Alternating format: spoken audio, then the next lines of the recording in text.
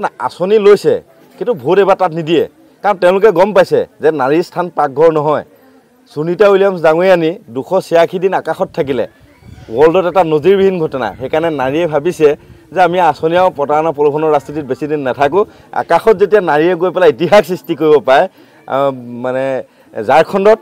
Vande Bharat train চলোৱা যিগৰাকী আদিবাসী মহিলা তেওঁ আজি ৱৰ্ল্ডত ফেমাছ হৈছে আৰু আমাৰ লাভলীনা বৰগোহাঁই ডাঙৰীয়ানে খেলৰ যোগেদি আজি